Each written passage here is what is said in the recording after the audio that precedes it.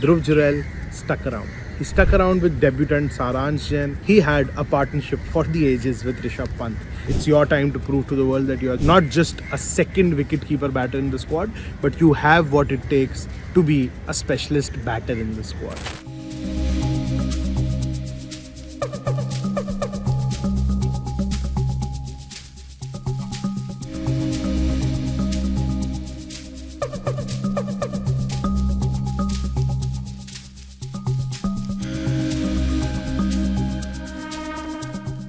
Dhruv Jurel couldn't have timed his second test 100 any better. The team was in a spot of bother. Rishabh Pant wasn't really sure to come out to bat on day 2.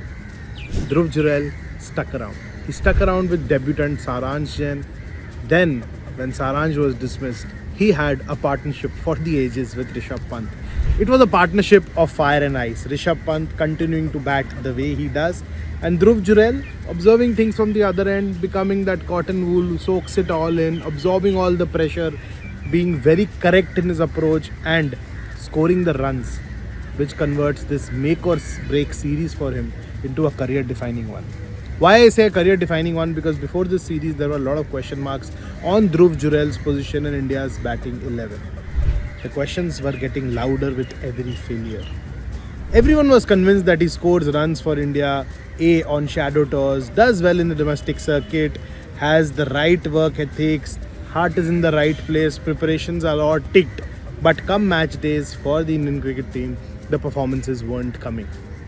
The patience was running out, and it actually ran out after the 2 test series against South Africa, where he could score only 29 runs across the 4 innings he played in Eden Gardens and the last match in Guwahati, and a message was conveyed that we expect more from you, and it's your time to prove to the world that you are not just a second wicket-keeper batter in the squad, but you have what it takes to be a specialist batter in the squad. Dhruv Jurel got back to business. He got back to scoring ways. Didn't score against Afghanistan in that one-off test, but before the series, he had a very good outing for India A in Gaul.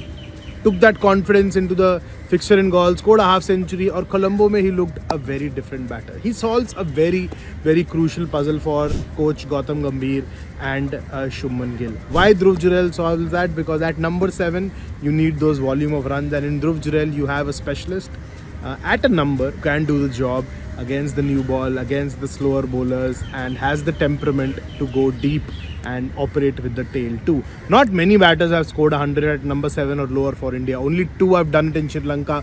First was Hardik Pandya in 2018 at Palikele, and now Dhruv Jurel has entered that list with this sublime unbeaten 100 against Sri Lanka in Colombo.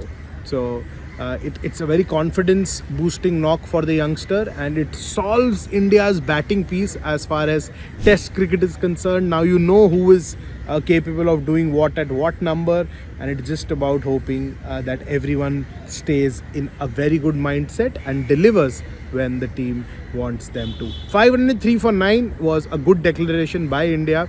Had rain not happened, it could have been much worse for Sri Lanka because it was very testing, gloomy, cloudy. The ball was doing a bit.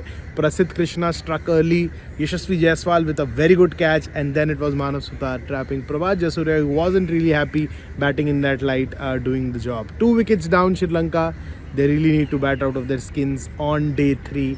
First, to avoid follow-on, and then make a contest out of this game. So keep watching TI Sports, like, share, subscribe, hit the bell icon to stay notified. You know the drill, you know the destination. Don't go anywhere, stay here.